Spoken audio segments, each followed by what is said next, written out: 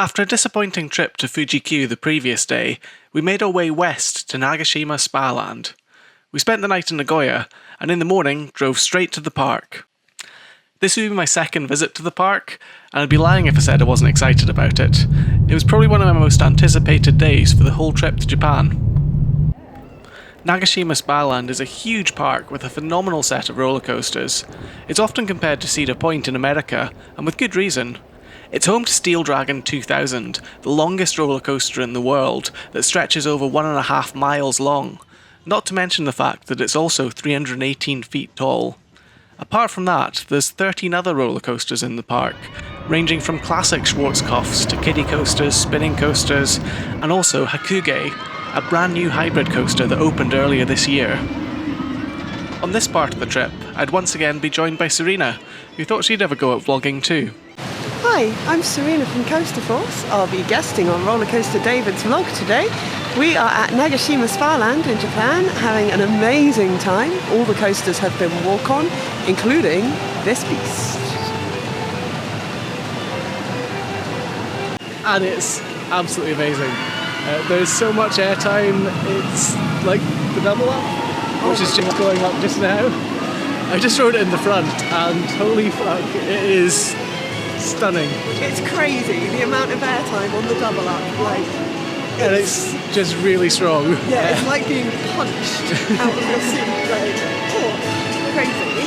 The inversions are awesome as well. There's like a really long zero-G stall, and this incredibly smooth, what would you call it? It's a zero-G roll, apparently, according to RCD. You've googled it up. Yeah, it's got a zero-G stall and 2 zero-G rolls. But they look more like a kind of... Was one G yeah, roll? Like normal gravity roll? Yeah, it's very strange, but that's actually my favourite part of the ride. You do this incredibly smooth zero-G roll, you get so much airtime as you come out of it. Yeah. And then you go into a massive airtime hill, and it's just breathtaking. There's just so many good things in it. I mean, the weird sideways wave turn bit after the double up. The sideways airtime was also really intense, and the first drop in the back row, I was just... That was like, I must go, my planet needs me. I was like, oh my god, like, crazy good. I mean, we were saying, the drop compares favourably with El Toro. Yes.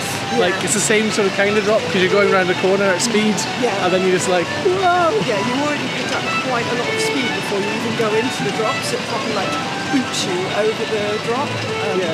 It is sensational, it's such a good coaster.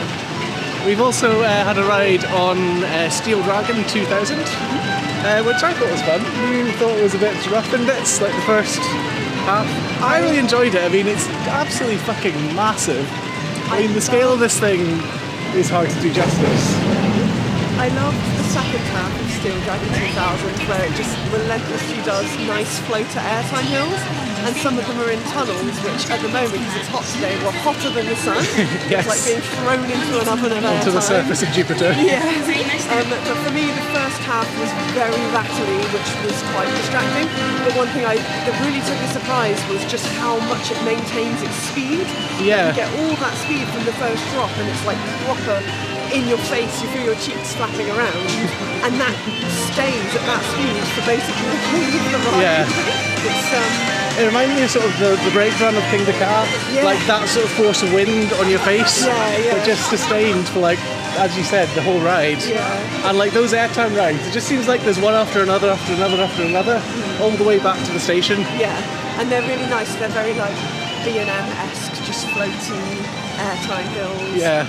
So that was, it was good. It was just, I think I hyped it up a bit too much in my head. So it didn't quite live up to my anticipation, but it was, don't get me wrong, it was a very good coaster. Yeah. I was quite surprised by the flyer today, Acrobat. It's just a manta clone, but it was really nice. Yeah, it was good fun. Yeah, it was a good fun ride. And you did your 600th coaster today, which is this one. There she is. Ultra Twister, which we're just going to have the pleasure to ride again. We have to ride it again with a film crew to capture the moment, or well, to pseudo-capture the moment. We'll maybe talk about that later. Yeah, so for part of my trip, I had a Japanese film crew following me around, making a TV episode about me and my trip to Japan. Hopefully I'll be able to get some of the footage for a later video. This did mean, however, that we didn't do much vlogging to our own camera in the park. So on the drive home, we set up the camera and got talking. So we're now leaving a fantastic day at Nagashima Spa Land. We've had an amazing day. We have. It's been absolutely brilliant. So we started out, we pretty much went straight for Hakugei, didn't we? Yeah, straight for the RMC, Yeah, of course. and it's phenomenal. I'd just like to add that I got my 600th at this park, and We'll get there. I was going to say, I was originally planning on, because I needed 10 coasters to get to 600, planning on riding everything else and making Hakugei my 600th coaster, but I selflessly decided to, got to ride the RMC first, really, haven't we? So I selflessly made Ultra Twister my 600th instead. I think Ultra Twister's a worthy candidate because they're a rare kind of coaster. Yeah. There's not really many of them in existence anymore. There's none outside of Japan. It's definitely quirky. Memorable. Yeah, it's quirky. You can't risk it when it comes to special things like giant RMCs. Yeah. When I first visited the park in 2015, Hakugei was still in its original form as the wooden coaster White Cyclone. Unfortunately, I never got to ride it in that form, as it was shut on the day that I went, but from what I hear, Hakugei has been an absolutely massive improvement on it. Our first ride was towards the front, I think, wasn't it? I think it was third row. Third row? Sounds about right, Yeah. Third or fourth row. Yeah. And it was great. Yeah. That first drop, even near the front, but the double up was what it was oh my god. The double up is probably maybe the most powerful moment of the ride, I'd say. Well, the first drop and the double up. It's difficult to say because there's a lot of very powerful moments in it. This thing has just so many elements, so many crazy inversions and airtime. Every single moment is breathtaking in a different way. It's a very versatile coaster. I really, really love it. The first drop in the back row is insane. It was one of those moments where you just sort of go, oh my god, because it's very, very intense. My favourite thing about the ride is the double up after the first drop, and there's an inversion. It's just a 0G roll, so not the 0G stall. The 0G stall is good. It's not as good as Wildfires at Colmarden, but the 0G roll, the first one on this ride, you properly get 0G when you come out of it, and it is absolutely stunning. So we had lunch and then we went straight back to Hakugei. Yeah, and I rode it another 3 times. You rode it one more time. Yeah. Because you found it a bit too nuts. When it's warmed up, some of the airtime on it punches you into your restraint. It's really, really we both on the double up were just sort of going, oh my god. But mine was a oh of joy though. Yeah, mine was I'm not sure mine was half joy, half pain. I think it would be a coaster that would be difficult to ride if you had ERT on it. Once it had fully warmed up. Yeah. If you had you had an hour to ride it, you'd have some airtime bruises, I think, on your legs by the end of it. I feel like I've come away with bruises from it, definitely. But it is. That's so worth it, the bruises. Oh yeah, it's brilliant. It's just there's so much packed into it. It's just one crazy element after another, and it's really varied. You've got the wave turn, you've got the airtime, you've got double up, double down, beautiful 0G rolls. The 0G stall, I would still say, I think Wildfire's 0G stall is better than Hakugei's, but it's still, the 0G stall is still great. I think partly it might be, it feels like the 0G stall on Hakugei is taken at a greater speed. It doesn't seem to have that time slowing down feeling that Wildfires has. It's been quite a while since I've ridden Wildfire, so it's not that fresh in my memory. I rode it last year, and I remember distinctly that 0G stall. It feels like it's stalled, it's proper slowing down. Whereas on Hakugei, it felt like it kind of whipped through it a bit, but it was still great. And it's just got the perfect amount of inversions. Every inversion on it is fantastic. Yeah. It's really smooth. It's really aggressive.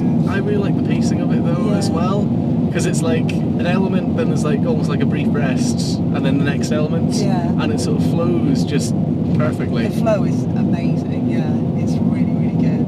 It's just sort of relentless, and you've got that lovely like turnaround before the 0G roll and into the airtime. Like, it's brilliant. And it looks stunning as well, just like with the white track and like the blue steel bits on it. I'd say it's the best looking RMC because the blue and white just makes it stand out a bit more. It did remind me a bit of Twister's Colossus in a bit though, like the wave turn. Yeah. Made me think, it's just like that. What's really interesting is like the first drop on Hakugei feels really powerful and long. When we did it in the back, it was like, holy shit. When we did that first drop in the back, I was just like, oh my god. Because it takes it that you're up the lift hill and then there's like a little dip, and then that kind of pushes you around a corner at some speed. And then I think it's got another little sort of hump into the drop. But yeah, in the back seat, that was just one of the best drops on any coaster. It feels like someone just picked you up and boots you off a cliff. That's what it feels like. There's a proper kick to being dragged over that hill. When we kept likening it to El Toro's first drop, I mean that's similar, especially in the back row. Just hitting that steepness with such great speed already has a real kind of kick to it. It's really interesting to think that Wildfire is basically the same height as Hakugei. Yeah. And Hakugei feels massive, and Wildfire, because it's sort of integrated with the cliff face, doesn't seem to have as much impact from the height. No. But this is like, all the impact from the height. Yeah, and you've got stunning views of the water. If you look to your right and you've got all this water everywhere. It's a very Cedar Point moment actually. And then you look to your left. And there's all the coasters in the world, it seems. Yeah, just like, coasters as far as the eye can see. So after Hakugei, it was the Schwarzkopf Leaping Star, which was good. The problem is like after riding so many coasters today, like 14, it's like remembering the more minor ones. Yeah. But it was good. It was a Schwarzkopf Looping Star basically. Very smooth. Very smooth. Very forceful loop. Yeah. Yeah. What do we do after the Looping Star? Steel Dragon 2000. Steel Dragon, yep. So that's the Giga Coaster, longest coaster in the world.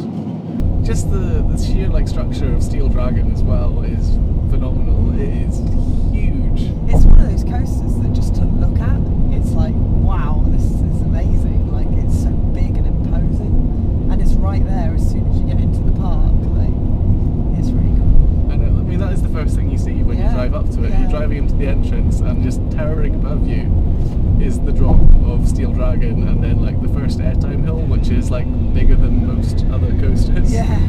It's what, 200? Several feet. 200 and several feet. Airtime hill, which you think that's the airtime hill is bigger than like some hypers. Yeah. Which is crazy. And oh my god, we said it before, but the speed on Steel Dragon it'll melt your face. And I really liked it, but you liked half of it. I loved the second half, which has the really nice just airtime after airtime hill. Yeah, the after like it's got the main layout of it is like airtime, turn into like a couple of helixes, and then just the whole route back to the station is like airtime hill, airtime hill, airtime hill, airtime hill, airtime hill, airtime hill. It's just constant. And some airtime hills in boiling hot tunnels. Yes, where it's like diving into an oven. Yeah. I thought the first drop was fantastic.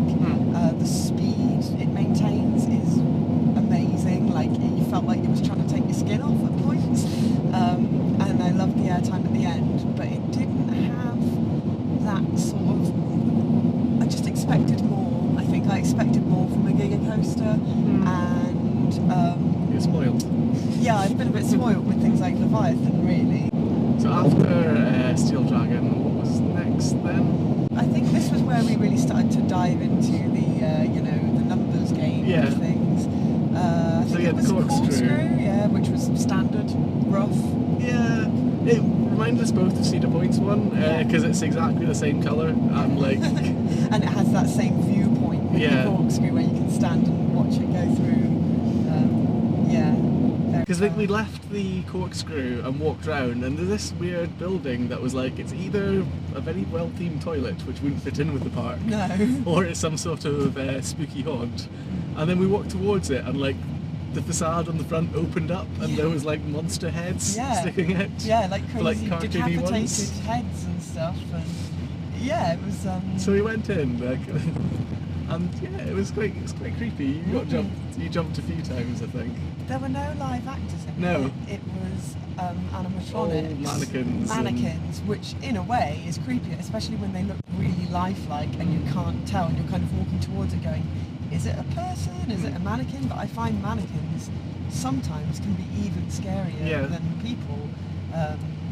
But yeah, there was some jumpy moments in there. It was very well themed. It was very creepy. Lots of decapitated heads. There was one really cool bit where like there was one character like over on the right, and then his head flew across to a decapitated corpse on the left. It like It was just flew like across. boom.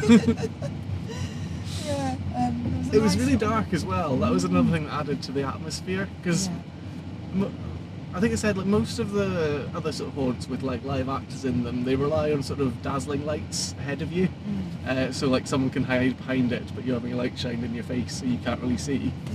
These ones in Japan seem to rely on like proper darkness, and it was very Japanesey, the haunt here, I thought. Yeah, like the theme and the story of it was very sort of Japanese style, and they seem to be the master of suspense with their horror attractions. Like every Japanese horror attraction I've done so far has had lots of long, quiet, like deathly quiet passages of darkness where you don't know what's coming next, and that to me builds more suspense than actors jumping out at you every 2 seconds. I completely agree, because it's like the fear of the unknown is way scarier than like the fear of what you know is there, like an actor jumping out and going boo. Yeah. Is like the actor like quietly walking behind you. Yeah. Or like you're hearing some like sticks rustle. Yeah. What's it gonna be? Yeah. That was a good little attraction, that. Yeah. Nice. You know, something makes the day a bit more varied. The shuttle loop really surprised me, because it's not the flywheel launch, and I've not actually done a flywheel launch version of the shuttle loop. I've only done Psyche Underground at Wallby, Belgium, which is LSM's. And it's really got a kick to it, like it proper shunts you out the station. I really enjoyed that. It was probably my most surprising coaster of the trip, of the day, Really? actually. Yeah, in terms of, obviously I kind of had high expectations with the RMC and everything, but with the shuttle loop I wasn't really giving much thought to it at all, and it was a really fun ride, really good. Yeah, I mean I've done a couple of them. The last one I did was in Mexico. But they're the type of coaster that I've always enjoyed. They're just sort of like, they don't take up a huge amount of space, but they're still quite big, if that makes sense. Yeah. Like you can see them sort of sticking up from like pretty far away. And like I said, they've got a pretty good launch. You get nice sort of like floaty bits. Yeah, when you go up the spike, it's nice and floaty. And the loop's like a Schwarzkopf loop, which is generally fairly intense. Yes, yeah, definitely. There was the Togo. Oh yeah, there was one that I completely forgot about. I'm not even sure if I did it last time I was here. It's the Togo Jet Coaster, I think it's called. It'd be quite easy to miss if you were in the park and you weren't sort of specifically looking for every single coaster. You could very easily miss this one because it's painted brown and it's sort of nestled. Yeah, it's like within camouflaged in the yeah. trees. But it was really fun. I really liked it. It's very gentle, very pleasant, very smooth, but it just sort of coasts through the trees and over some water with some quake harping. Yeah, pleasant is the word I definitely use for it, because as I was saying, I think if you're not really into coasters, or like you've got a friend that's like scared of them, that's a really great one to start out with. Oh yeah. Because it's like, it's got gentle drops, but it's still fun. Yeah, it's fun. Like it's not, you know, a figure eight or anything. No, isn't it? Well, as in, like, it's not just like flat to the ground, nothing going on, caterpillar coaster kind of thing. But it possibly is a bit of a figure eight. Yeah, it actually is. Now I'm thinking about it. It was just really, like, in a way, forceless, but in a good way. Like, in just a really nice, smooth, meandering. Yeah. And it's like pretty through the trees, and And like you said, it's got the koi carp. Yes, no, it was good. I like jet coaster. So then after that, that was really when we started the crowd touring, wasn't it?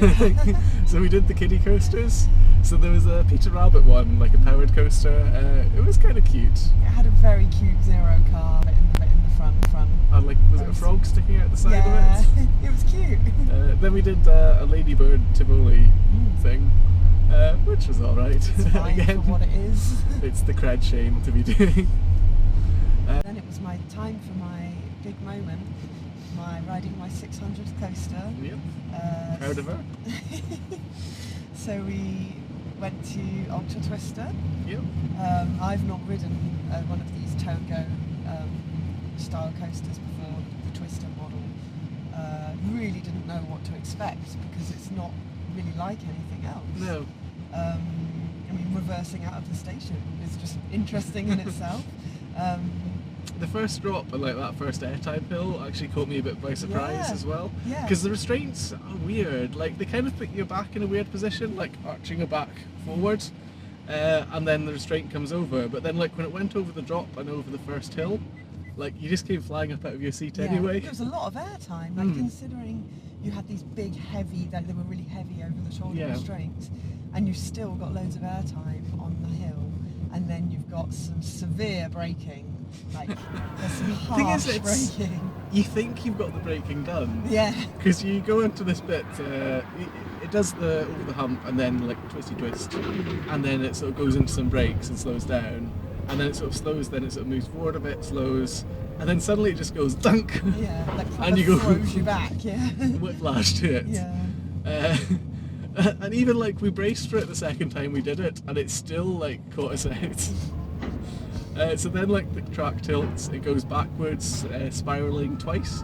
We weren't sure initially how many times it was going to spiral, because obviously you can't see because you're going backwards.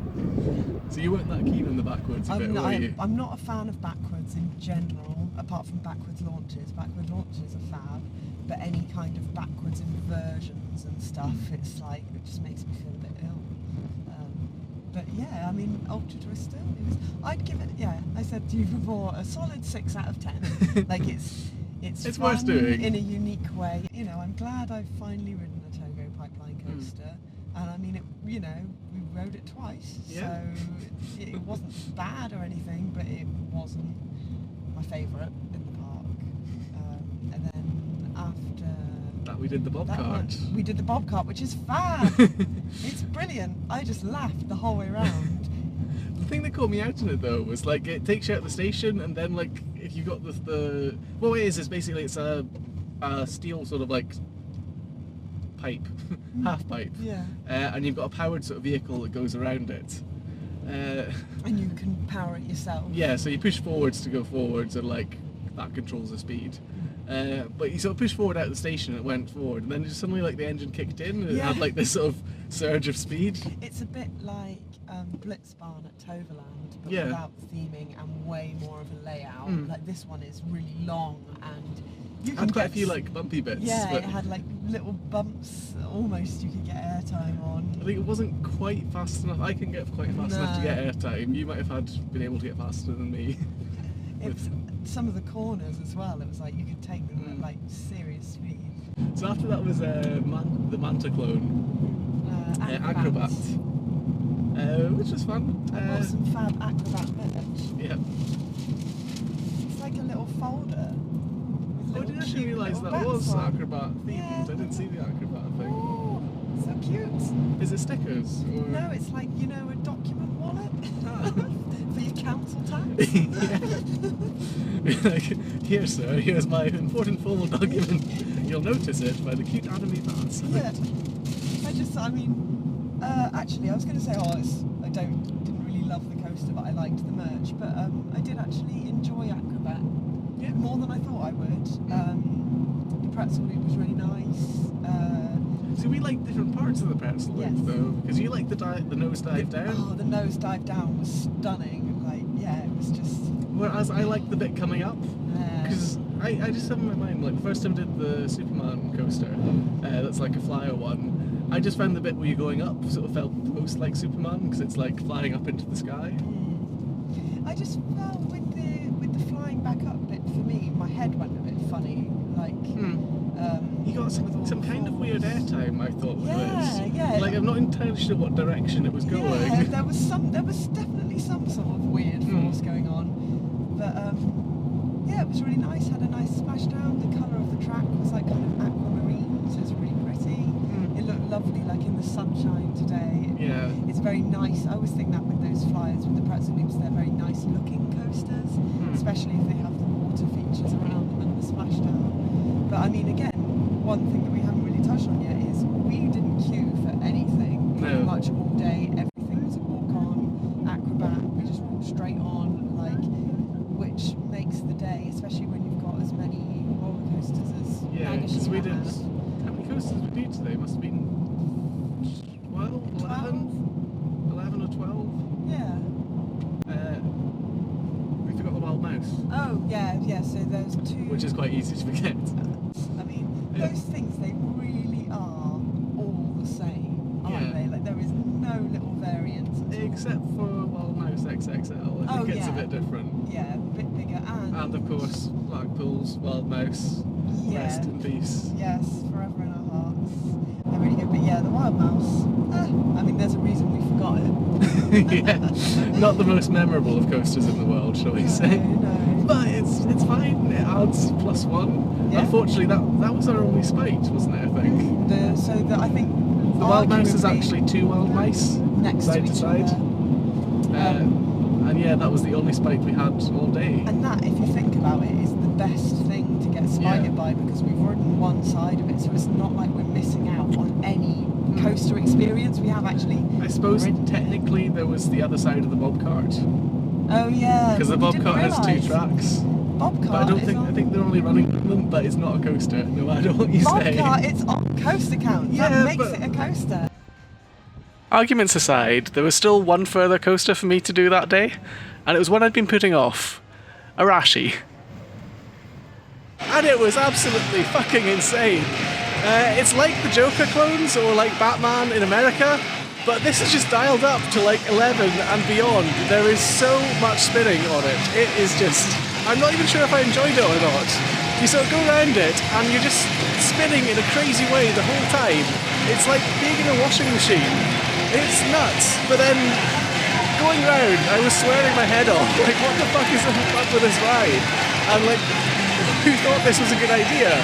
But then weirdly, at the end of the ride, I started smiling and laughing. And it was just like, so much relief, and then just so much insanity has just happened on this ride. I honestly don't know whether I enjoyed it or not.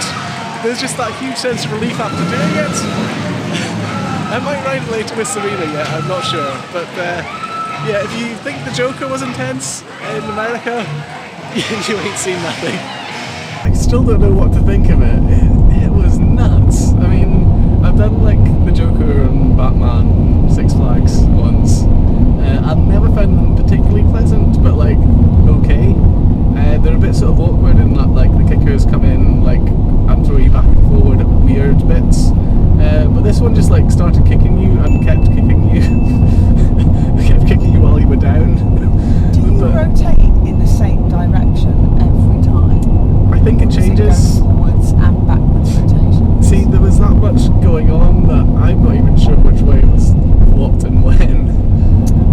I think it changed direction at times, but I think it was possibly when it went over one of the direction changes as well. So like, it goes and then it goes round. So I think it was going, when it changed going backwards, it was like going the other way. But it was just nuts. Like, you're just thrown head over heels. But then that was the weird thing, like, because at the end of the ride, I was laughing and smiling rather than like crying. Yeah. And I think the fact that you're not dead set on whether you liked it or didn't like it kind of is a positive thing. You didn't come off hating it. No. It was definitely an experience. But while riding it, I was like swearing and saying like, who thought this was a good idea? But yeah, at the end, it's just just a weird one. I'm surprised they just didn't do the same thing that like Six Flags did, get the same layout with that. They've gone and just like been like, it spins. Let's make it spin more. It's when you watch it from off the ground, it is just constantly spinning. There's no respite. But when you ride it, it's constantly spinning as well. Yeah, it just looks insane. Like almost flat ride-esque, really. Not for me. Not for me, those. I'd rather not have the credit.